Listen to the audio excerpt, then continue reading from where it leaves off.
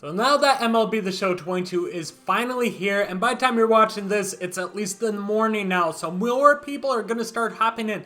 Let's talk about what you should be doing first in Diamond Dynasty. But before we get into it, be sure to hit that subscribe button. We are going to be posting daily MLB The Show 22 news, tips, and gameplay all throughout the year. This is already our 4th video, and the game came out like 9 hours ago. You can expect a lot of that throughout the year. So if there's ever anything you want to know about MLB The Show or Diamond Dynasty, hit that subscribe button. You'll be able to find it on this channel. So going right into it, I think the first thing that people are going to want to do is they are going to want to start grinding out these feature program face of the franchise players, because these are some of the best players in the game. You can only get 12 out of 30, but these 12 cards are probably going to be the best cards on your team, and they're actually not too hard to obtain, I don't think. I'm going to be posting a video shortly after this one going over what I think is the best way to grind out these face of the franchise programs. So another reason why you should subscribe. Can catch that video when it gets posted as well. You're going to have a lot of good cards. You got a Mike Trout here, Corey Seager,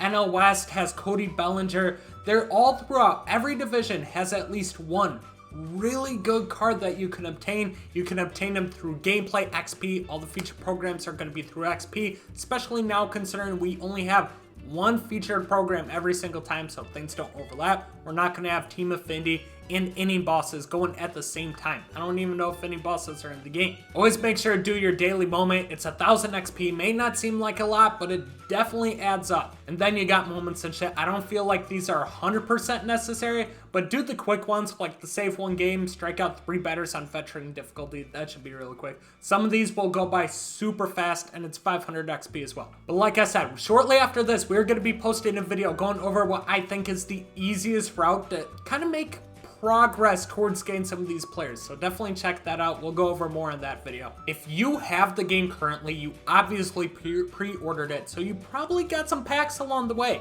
So what I think you should do is go through and complete as much of these as you can.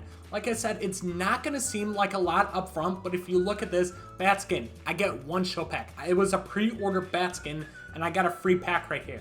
Collect stadiums, that's going to be a total of 450 stubs. Collect pitchers, I ended up making probably close to 1,000 stubs from this, and this is just from opening my pre-order packs. And the list just keeps going on. It's a good way to make probably an additional, I'd say like 4,000 to 5,000 stubs, which doesn't seem like a lot, but when you're just starting, it can at least help you build a team. Everybody's going to want to try to get these Live Series cards done as soon as possible. Get this Frank Thomas, get this Roberto Clemente, and definitely to get this Randy Johnson. Obviously, it's going to be very hard to do. So that's why I recommend that people start out with Battle Royale. Your first entry is going to be free, but with the addition to the reward path that they added in last year's game, it's going to be so much easier. You're going to get a lot more rewards. But you see right here, this is the rewards that you get from wins. 3 wins, you'll get a silver. 6, you'll get a gold. 9 wins, you get an 85, 89 diamond. 12 wins, you get a 90 plus player. And then 12 and 0, you'll obviously get the 12 and 0 flawless pack. But with the addition of the BR program, you're going to get a lot more stubs, and you are going to get a lot more packs along the way, including some ballin' as a habit packs, and including this 90 overall Larry Doby, which by the time you get him, you could probably sell him for like 70 to 80,000 stubs. At least that's what these cards went for last year. This will help you towards those Live Series collections. You get a 10 show pack at 95 stars. You get a 120, you'll get a ball in this habit. You'll get another 10 pack at 130, and then 5 ball in this habit packs if you make it all the way to 150. The only reason I suggest this is because I think it's a lot easier to get this year. You got the BR missions back. You got 1 BR point for every single game you win. Go 12 and 0, you get 20, plus you get the 12 and 0 pack, obviously. 9 wins, you'll get 10 BR stars. But then you have these little extra side missions too. Get 4,000 PXP in a single BR entry, you get 10. 40 hits in a BR entry, get 10.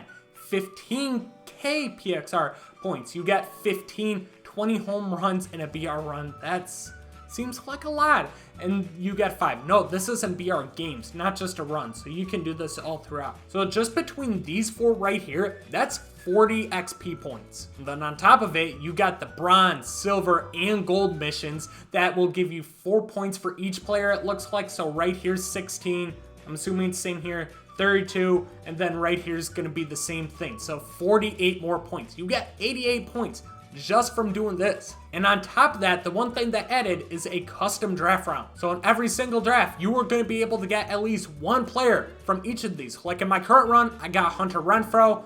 I also got Vladimir Guerrero Jr. And I also have Bob Feller, which I'm almost done with. That's going to make this so much easier and more efficient to complete. So you'll be able to get all these packs. These packs right here, you could probably sell these cards and make at least a decent amount of stubs. Not a ton, but a good amount that'll help you towards collections. You'll get some show packs, and then once you get down here, you'll make a ton of stubs because the 90 overall Larry Doby, he's gonna go for at least a little bit. Let's be like less optimistic, say 50K, but I think he'll go for more. And then the 12-0 choice pack, these cards always go for 100+ K, so you'll make a shit ton of stubs that you can use towards the collections you want to complete. I also think people really need to take advantage of the new mini seasons mode. Reason being is I think the rewards in this are super good. In 89 overall Evan Longoria, his stats I think look amazing. Contact isn't the best, but good power, insane fielding. I like it as a day one card. All you gotta do is win your first mini season championship, and then this is repeatable, but every time you win a mini season championship, you get this championship bundle, which includes 15 show packs, which is going to help towards those collections. You get one Baldness a Habit pack, you got 10K stubs, and then you get 5K XP. Granted, this is a lot of games. I believe it's 28, and then it's a best of 5 series once you get to the playoffs. But they are 3-inning games, so it's going to be a lot less to actually get there. But there's also a million other rewards between a prospect choice pack, some show packs, 5 show packs right here for rack 'em up. Some missions that'll give you XP and stubs. Ballin' as a habit packs are going to be great for completing these collections. And then a mystery choice pack, which we don't know yet, but I'm guessing we'll find out sometime in the near future. And that could be pretty good. We don't know what it is yet. As we talked about with Face of the Franchise, gameplay XP correlates over to this. So anytime you get XP, you're actually making progress towards these collection rewards. So like when I talked about mini seasons, the championship, you get 10K stubs plus 5K XP. That 5K XP is going to correlate over to here. So you'll get 5K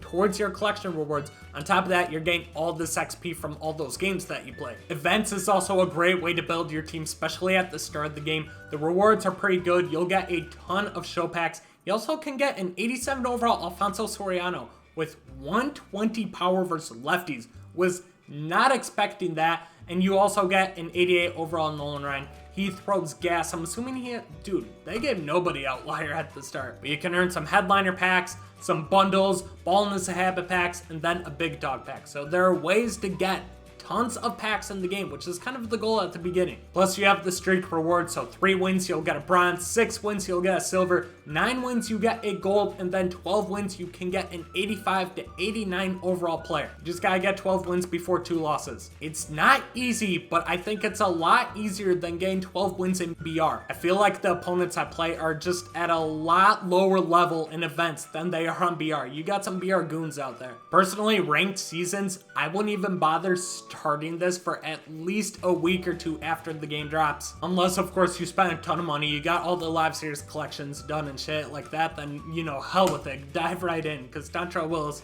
he looks pretty damn good. And then what I've been doing, especially since my team is so bad, is I'm going to the really shitty teams and I'm buying all their lower overall players. Because you see here, you will get stubs. And I've spent maybe 300 stubs to get all these players because some of these cards go for like 8 stubs or whatever. All you gotta do is go over to view marketplace and you see this guy's going for 101. Buy sell options, go to buy, create a buy order and put them up for 1 more than what it is. So 102, the price on the right, put them for 1 more. So I'll put them up for 102. Somebody will eventually sell them for me. You just gotta be patient with that and eventually you'll get all these cards and I can plug them in and actually make a little bit of a progress or a little bit of a profit with all the stubs that you get from, you know, the side right here.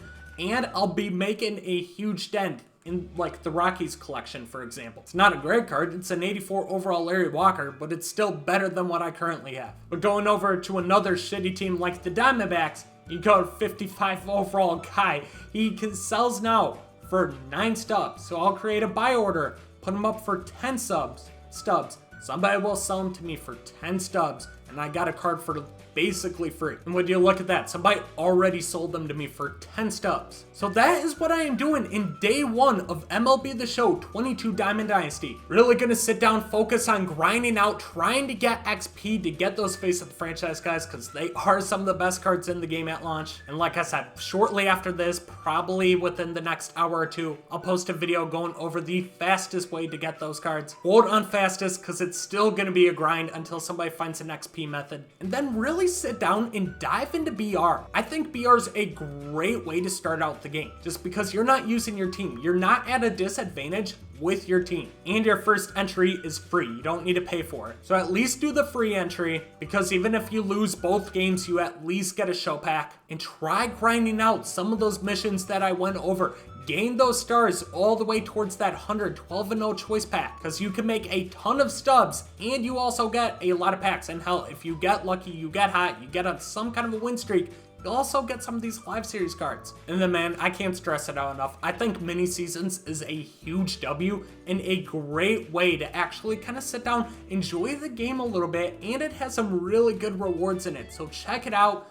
Let me know what you think of it down in the description below. But that is what I think you should be doing. Day 1 of MLB The Show 22. Do events, do BR, do mini seasons, try grinding out XP for those face of the franchise guys. Stay away from competitive online like ranked seasons, at least for the first week or two. But there's so much to do at launch, man. Hopefully this answered your questions. If you want to know anything else, let me know in the comments section. I will respond to everybody and I'll give you my opinion of what you should be doing. But hopefully this helped you out. If it did, be sure to hit that subscribe button. We are going to be posting so many fucking tip videos throughout the year. Gameplay of any new cards that come out. I'm so fucking excited, man. But I'll catch you guys in the next upload. Peace out.